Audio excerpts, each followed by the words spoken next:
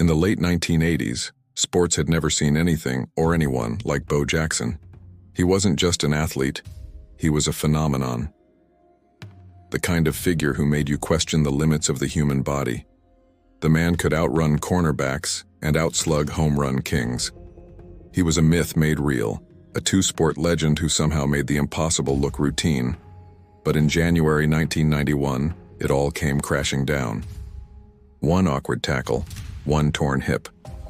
And just like that, one of the most extraordinary careers in sports history was gone before it truly began. In our reality, Bo Jackson played only 4 seasons in the NFL. He left behind flashes of greatness, 91-yard touchdown runs, jaw-dropping highlights, but never had the time to build the legacy his talent promised. But what if that never happened?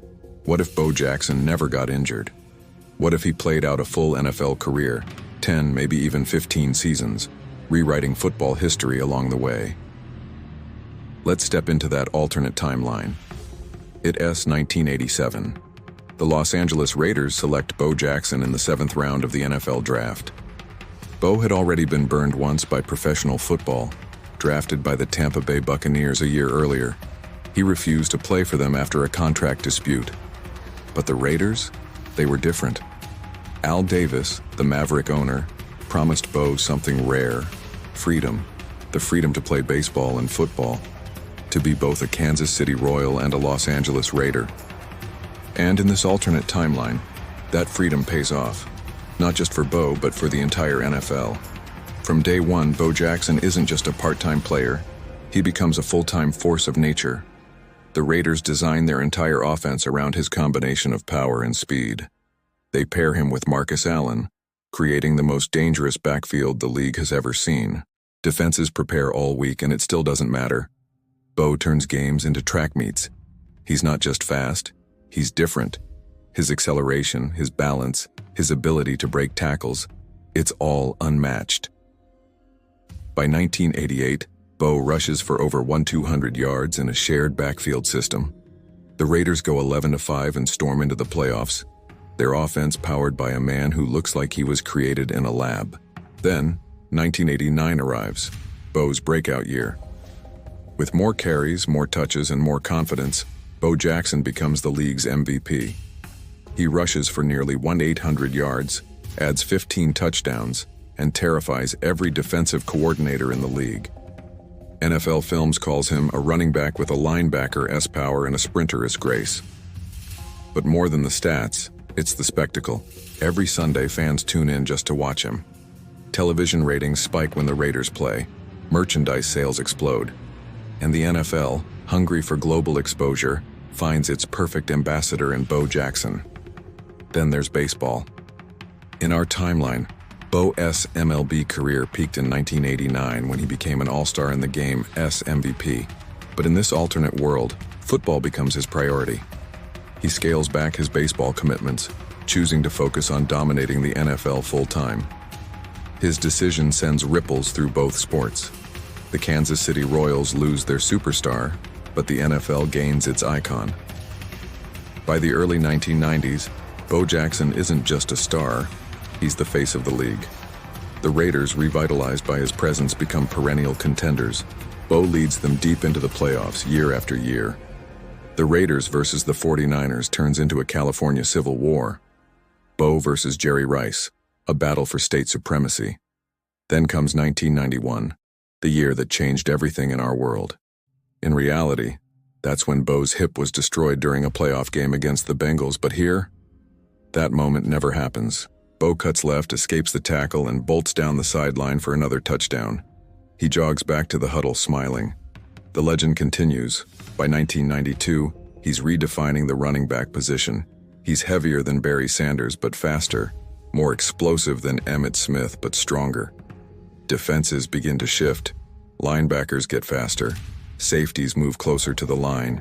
The league literally evolves to try to stop Bo Jackson. He breaks records, rushing for over 2,000 yards in 1993. He wins back-to-back MVPs. And the Raiders? They reclaim their identity as the NFL's ultimate rebels. Bo's poster is everywhere. Kids wear his number 34, dreaming of stiff-arming their way to glory. By the mid-90s, the Raiders are a dynasty. They win Super Bowls in 1993 and 1995. Bo Jackson, now a global icon, becomes the face of Nike, Gatorade, and the NFL's rise into international markets. Bo Knows becomes not just a slogan, but a cultural movement. And what about the other greats of that era? Without Bo's injury, the balance of NFL power shifts dramatically. Emmitt Smith doesn't break the rushing record, because Bo does. Barry Sanders might still dazzle, but he's forever chasing the legend in silver and black. The Hall of Fame debates aren't a T about who yes better. They are about how much Bo changed the game itself. Even Bo's playing style influences the next generation. Young athletes train differently. They chase that perfect blend of speed and strength. Running backs like LaDainian Tomlinson, Adrian Peterson, and Derrick Henry grow up idolizing Bo. Not just his highlights, but his longevity. By 1998, Bo Jackson is entering his 12th NFL season. He's not the same explosive comet he once was, but his football IQ, leadership, and legacy keep him dominant. He passes Walter Payton's all-time rushing record. He's the NFL's all-time touchdown leader. He's beloved not only for what he did, but for how he did it. Humble, intense, unstoppable. And through it all, he remains grounded. Still soft-spoken, still devoted to his family, still the same kid from Bessemer, Alabama, who once outran a horse uphill. The myth becomes the man, and the man becomes the legend the world never got to see. But every legend, even the greatest, must face the end.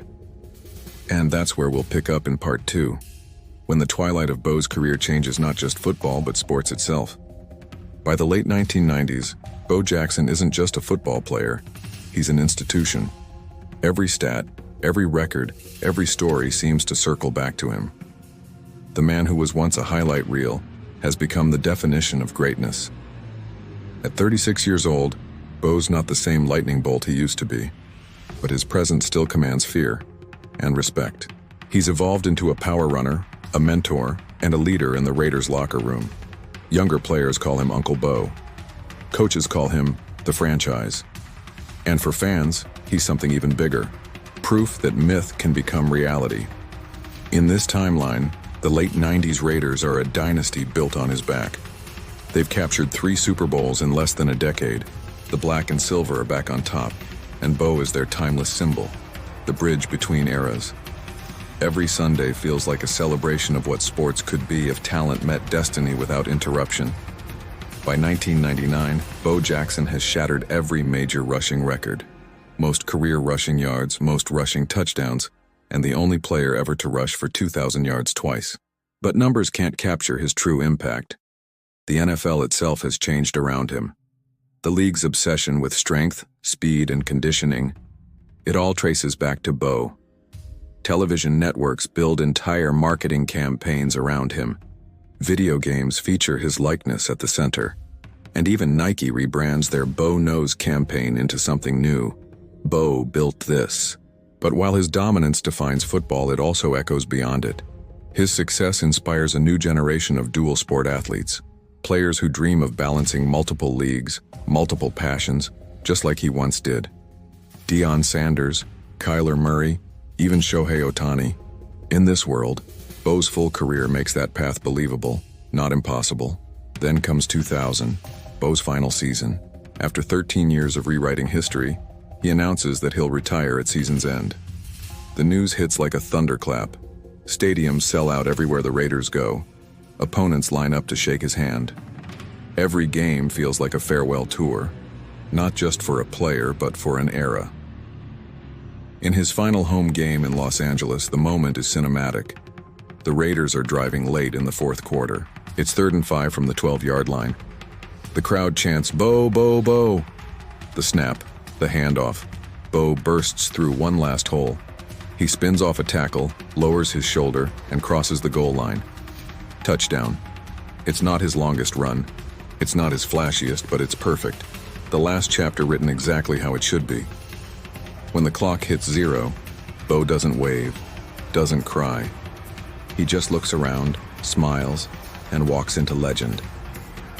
After retirement, his story only grows. Analysts call him the greatest running back ever. Fans debate where he ranks among all athletes: Jordan, Brady, Gretzky, Bo.